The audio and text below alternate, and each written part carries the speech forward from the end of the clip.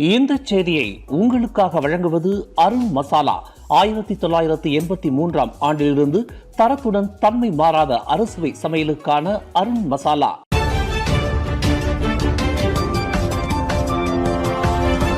வணக்கம். திசைகளின் ஒரு மணி செய்திகள். துங்குவை விட நாட்டிற்கு மிகப்பெரிய தியாகத்தை துன் மகாதீர் செய்துவிட்டாரா? மகாதீரை ஆதரிக்கும் தரப்பினரை நோக்கி பாய்ந்தது கேள்வி.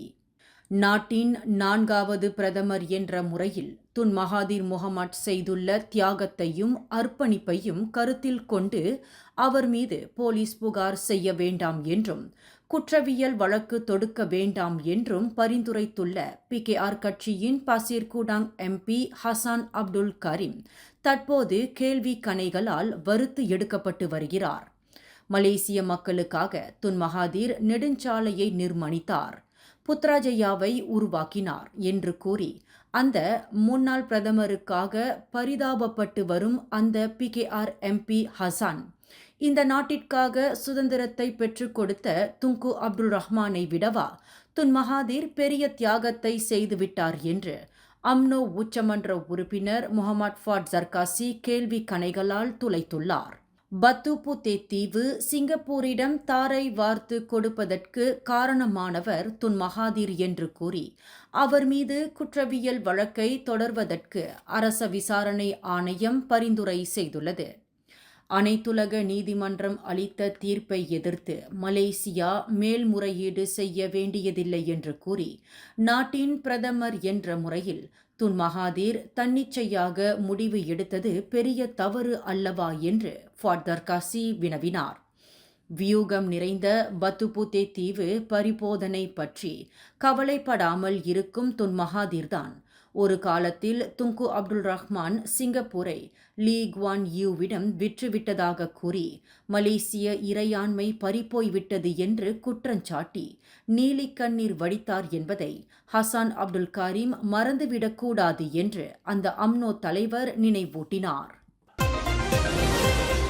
வெளிநாட்டு விசா முறை ஒப்பந்தம் தொடர்பான 40 லஞ்ச ஊழல் குற்றச்சாட்டுகளில் இருந்து துணை பிரதமர் டத்தோஸ்ரீ டாக்டர் அஹ்மத் ஜஹீர் ஹமீடி விடுவிக்கப்பட்டதை எதிர்த்து அப்பீல் நீதிமன்றத்தில் ப்ராசிக்யூஷன் தரப்பு செய்து கொண்ட மேல்முறையீட்டை மீட்டுக்கொண்டது மூலம் AGC எனப்படும் சட்டத்துறை இலாக்காவின் நம்பகத்தன்மை கேள்விக்குறியாகியுள்ளது என்று மூடா கட்சி வர்ணித்துள்ளது.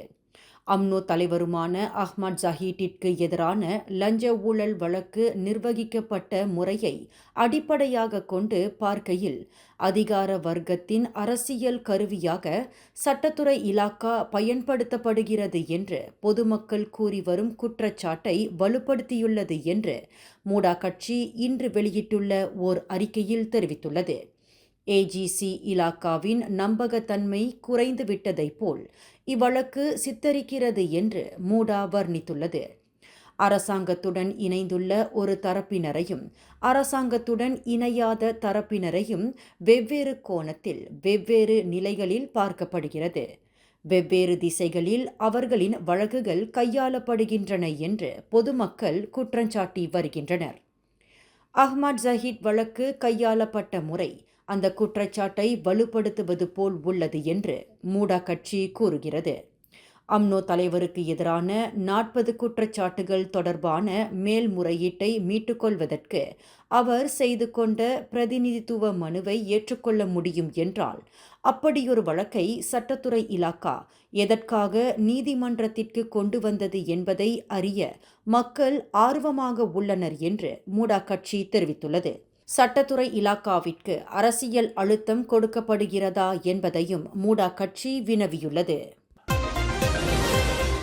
அரசாணை உத்தரவு மற்றும் மன்னிப்பு வாரிய விவகாரத்தில் முன்னாள் பிரதமர் டத்தோஸ்ரீ நஜீப் துன் ரசாக்கிற்கு எதிராக தாம் பழிவாங்கும் உணர்ச்சியை கொண்டிருக்க முடியாது என்று பிரதமர் டத்தோஸ்ரீ அன்வார் இப்ராஹிம் தெளிவுபடுத்தியுள்ளார். நஜீப் விவகாரத்தில் தம்மை சாடி வருகின்றவர்கள் போதுமான அறிவு முதிர்ச்சியை கொண்டிருக்கவில்லை என்பதையும் பிரதமர் சாடினார். நாட்டின் பிரதமர் என்ற முறையில் நஜீப் விவகாரத்தில் தமது பொறுப்பை உணர்த்திருப்பதாக டத்தோஸ்ரீ அன்வார் விளக்கினார். நாட்டின் பிரதமராக துன் மகாதீர் முகமட் இருந்தபோது முதல் முறையாக தாம் சிறைக்கு அனுப்பப்பட்டதாக அன்வார் நினைவு கூர்ந்தார். அதன் பின்னர் நஜீப் பிரதமராக இருந்தபோது தாம் இரண்டாவது முறையாக சிறைக்கு அனுப்பப்பட்டதாக அன்வார் விவரித்தார். தற்போது நாட்டின் பிரதமராக தாம் பொறுப்பு வகித்த போதிலும் அவர்களுக்கு எதிராக பழிவாங்கும் உணர்ச்சியை தாம் கொண்டிருக்க முடியாது. அதற்கு இடம் அளிக்கவும் இயலாது.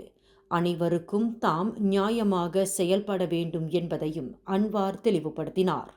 நஜீப் மேல்முறையீடு என்பது ஒவ்வொரு கைதிக்கும் வழங்கப்படும் தனிப்பட்ட உரிமையாகும். அதில் தாம் தலையிடவோ அது குறித்து வியாக்கியானம் செய்யவோ கருத்து கூறவோ இயலாது என்பதையும் பிரதமர் விளக்கினார். இஸ்லாமிய சமயத்திலிருந்து வெளியேறுவதற்கு அனுமதி கேட்டு விண்ணப்பம் செய்துள்ள சரவாக்கை சேர்ந்த 27 வயது பெண் ஒருவரின் வழக்கு விசாரணையை உயர் நீதிமன்றத்தில் செவிமடுப்பதற்கு புத்ராஜயா அப்பீல் நீதிமன்றம் இன்று அனுமதி அளித்தது. சம்பந்தப்பட்ட பெண் செய்து கொண்டுள்ள விண்ணப்பத்தில் அடிப்படை தகுதிப்பாடு இருப்பதாக 3 அடங்கிய நீதிபதிகள் குழுவிற்கு தலைமையேற்ற அப்பீல் நீதிமன்ற நீதிபதி சுபாங் லியான் தமது தீர்ப்பில் தெரிவித்தார். தாம் தொடுத்துள்ள வழக்கு மனுவை விசாரணை செய்ய கோரி அந்த பெண் தொடுத்துள்ள வழக்கை தள்ளுபடி செய்தது மூலம் உயர் நீதிமன்ற நீதிபதி தவறு இழைத்துள்ளார் என்று நீதிபதி சுபாங் லியான் தமது தீர்ப்பில் சுட்டிக்காட்டினார். அந்த பெண் செய்து கொண்ட விண்ணப்பத்தில் முன்வைத்துள்ள ஆதாரங்கள் மற்றும் வாதங்களை மிக அற்பமானவையாக கருத முடியாது. காரணம், அந்த ஆதாரங்களில் அடிப்படை தகுதிப்பாடு இருப்பதாக நீதிபதி தமது தீர்ப்பில் தெளிவுபடுத்தியுள்ளார். வங்காளதேசத்தில் இந்துக்கள் உட்பட எந்த ஒரு நாட்டிலும் சிறுபான்மையினருக்கு எதிராக நிகழ்த்தப்படும் உயிர்பலி சம்பவங்கள், கட்டவிழ்க்கப்படும் கொடுமைகள் மற்றும் வன்முறைகளுக்கு எதிராக மலேசியா தொடர்ந்து குரல் கொடுக்கும், கண்டிக்கும் என்று நாடாளுமன்ற மேலவையில் வெளியுறவுத்துறை துணை அமைச்சர் டத்து முகமட் அலாமின் தெரிவித்தார். வங்காளதேசத்தில் சிறுபான்மையினராக இந்துக்களுக்கு எதிராக கட்டவிழ்க்கப்பட்டுள்ள அராஜக செயலை மலேசியா கண்டிக்க வேண்டும் என்று மேலவையில் செனட்டர் டாக்டர் R.A. லிங்கேஸ்வரன் எழுப்பிய கேள்விக்கு பதிலளிக்கையில் டத்து முகமட் அலாமின் மேற்கண்டவாறு கூறினார். எந்தவொரு சிறுபான்மையினருக்கு எதிராக மேற்கொள்ளப்படும் வன்முறைகள் தொடர்பில் அவர்களின் எல்லைகள், இனம், சமயம் என எந்தவொரு பின்புலத்தையும் பாராமல் கண்டனக் குரல் எழுப்ப வேண்டும் என்பதை மலேசியா ஒரு கொள்கையாக கொண்டு இருப்பதை முகமட் அலாமின் சுட்டிக்காட்டினார். தவிர எந்த நாடாக இருந்தாலும் அங்கே சிறுபான்மையினரின் உரிமைகள் பாதுகாப்பது உட்பட அவர்களின் அடிப்படை உரிமைகளுக்காக தொடர்ந்து போராடுவதை மலேசியா ஒரு கடப்பாடாக கொண்டுள்ளது. அந்த வகையில் வங்காளதேசத்தில் இந்துக்களுக்கு எதிராக நிகழும் வன்முறையையும் மலேசியா கண்டிக்கிறது.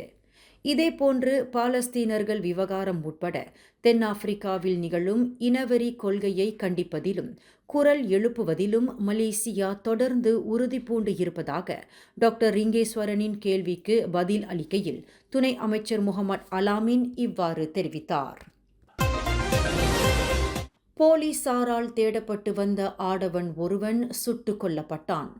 போதைப் பொருள் கடத்தல் உட்பட பல்வேறு குற்ற செயல்களில் ஈடுபட்டவன் என்று நம்பப்படும் 31 வயது அந்த குற்றவாளி இன்று அதிகாலை 5:30 மணியளவில் கிளாந்தான் பசேர் புத்தே ஜலான் ஜெராம் பாசு என்ற இடத்தில் சுட்டுக் கொல்லப்பட்டதாக கிளாந்தான் போலீஸ் தலைவர் டத்து முகமது யூசுப் மமாட் தெரிவித்தார். கடந்த காலங்களில் 27 குற்றப்பதிவுகளையும் புதியதாக 17 குற்றப்பதிவுகளுக்காகவும் போதைப்பொருள் கடத்தல் தொடர்பில் 7 குற்ற செயல்களுக்காகவும் அந்த ஆடவன் போலீசாரால் தேடப்பட்டு வந்தவன் என்று டத்தோ யூசுப் விளக்கம் அளித்தார். அந்த கொள்ளையனை சுட்டு வீழ்த்தியது மூலம் ஒரு செயற்கை துப்பாக்கி, ஒரு வெட்டுக்கத்தி மற்றும் கடத்தி வரப்பட்ட புகையிலை பொட்டலம் ஆகியவற்றை போலீசார் பறிமுதல் செய்து இருப்பதாக அவர் மேலும் தெரிவித்தார். வடகிழக்கு பருவமழையினால் இம்மாதம் 16ஆம் தேதி தொடங்கி 20ஆம் தேதி வரை நாட்டில் அடைமழை தொடரும் என்று மலேசிய வானிலை ஆய்வுத்துறையான மெட் மலேசியா அறிவித்துள்ளது. தீபகற்ப மலேசியாவில் கிழக்கு கரை, மேற்கு கரை, சரவாக்கின் மேற்கு, சபாவின் கிழக்கு கரைகளிலும் இந்த அடைமழை தொடரும் என்று மெட் மலேசியா வெளியிட்டுள்ள ஓர் அறிக்கையில் தெரிவித்துள்ளது. பெர்லிஸ், கெடா, பேரா, கிளாந்தான், திரங்கானு ஆகிய மாநிலங்களில் நேற்று வியாழக்கிழமை நிலவரத்தைப் போலவே இன்றும் அடைமழை தொடரும் என்று அது குறிப்பிட்டுள்ளது. இந்த செய்தியை உங்களுக்காக வழங்கியது அருண் மசாலா. 1983 ஆண்டிலிருந்து தரத்துடன் தன்மை மாறாத அறுசுவை சமையலுக்கு அருண் மசாலா. மேலும் செய்திகளை தெரிந்து கொள்ள